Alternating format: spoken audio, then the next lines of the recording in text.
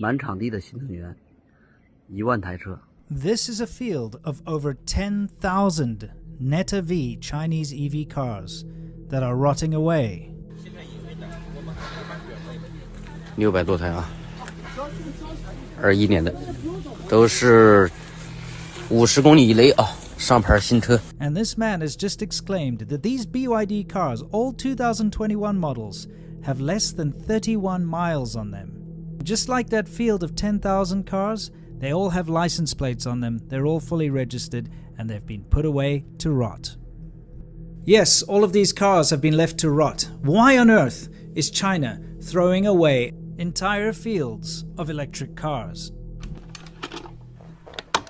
By now, we've all heard that China's EV sales are outpacing the rest of the world. You'll see the headlines that say, China is now the leader in EV sales, and Tesla's got to watch out, and all this other nonsense. Well, guess what? It's true, the numbers are true, but what you're not taking into consideration is that China is the land of shortcuts and facades, and all of these cars that you're seeing in this field, well, they're counted in those numbers. You see the Neta Vs and the BYDs and the bigger brands that you see huge amounts of them just parked out to rot. Well, you see, that's because they need the numbers. In order to get subsidies from the government, in order to put out the sales figures that they've sold more than Tesla and that they're leading in EV production and EV sales, they need to have these fake sales. So BYD themselves will register them and put them on the market and then claim that they've been sold. And then, of course, they've got all those excess cars and they just stick them in a field and... You can make history tomorrow. But there's a bigger problem. There are even more car graveyards. And that has to do with this stupid investment scheme. Let me explain. In China, very often you get these fly-by-night investment schemes. Someone comes up with a good idea like bicycle sharing, for instance. And guess what? People jump on the bandwagon. They raise a bunch of investment capital. They start a company. We saw it go absolutely crazy with the shared bicycle schemes. We covered this on the China show where we showed these mountains of bicycles that had been discarded because the companies knew that if they pumped these bikes out, they'd keep getting investment. So they just kept pumping them out, even when it wasn't financially viable, because like a Ponzi scheme, you just keep getting your investment money in, and all of these bike companies pretty much shut down except for two. And a lot of the people that started these bike companies ran away with the investment money, never to be seen again. The bicycle sharing schemes kind of came to an end in late 2018. And then suddenly, and because the bicycle sharing investment scheme had now disappeared, people stepped in with a new investment scheme for shared vehicles. And this time it was for electric cars. Now, there's this fantastic video, which I'm going to link below in the description. You can see it in the background here.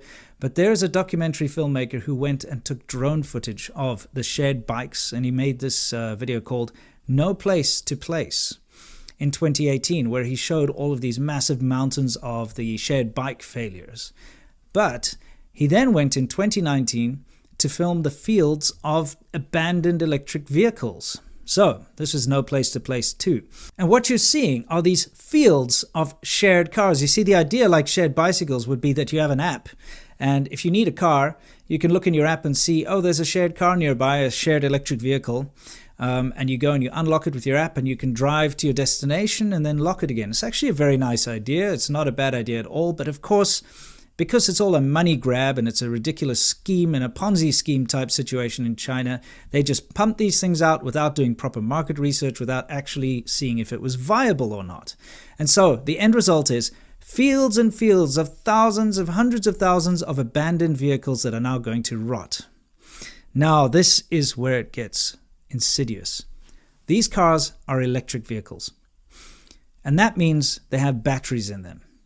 So not only have you created a lot of waste by developing cars that are not going to be used and that are going to be left to rot, I mean steel and glass and liquids and chemicals and all the rest that goes into it, but the batteries. Everybody knows that these electric batteries that are used in electric vehicles are incredibly complicated and require a lot of very dangerous mining and chemical processes to create.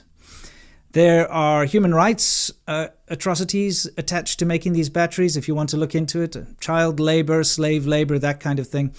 But the detriment to the earth in mining all of these chemicals and all of the materials needed to create these electric vehicle batteries is just insane. So now you've created all of this environmental damage to make these cars, and then you just let them rot in a field. And of course, now they're going to create even more environmental damage because they're going to sit there for however long with all of these chemicals and batteries in them and all the rest of it.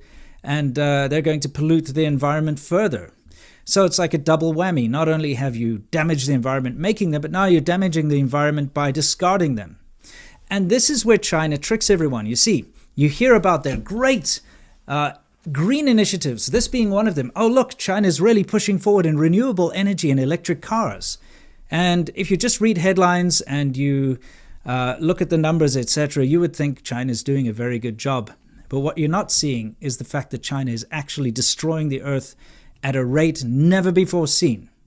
So you have to look past the facade, and people still don't seem to get this. China is an opaque country. They block all of this information from the rest of the world. You would not be able to just see this. If a company does something like this in the West, you bet your bottom dollar there's going to be a lot of eyes on it. A lot of big news outlets will cover this. There will be, heads will roll. People will have to reply to this. The companies would have to pay some kind of a fine for damaging the environment or for doing bad things like this, like an oil spill or something like that. We know that there are ways to deal with these things, but because we don't see these things in China, nothing gets done. These massive fields of electric cars just sit there rotting. China's green technology initiatives that you keep hearing about are mostly bullshit and a smokescreen to hide the fact that they're doing all sorts of environmental crimes. And remember, it's all about turning a profit. It's not about saving the environment or anything like that. It's a propaganda push and it's a money grab. They want your investment. They'll say, hey, look, invest in China, invest in these green initiatives. You feel good, you go and invest your money. It's being used for wasteful projects like this that really damage the earth. So think twice before investing in China.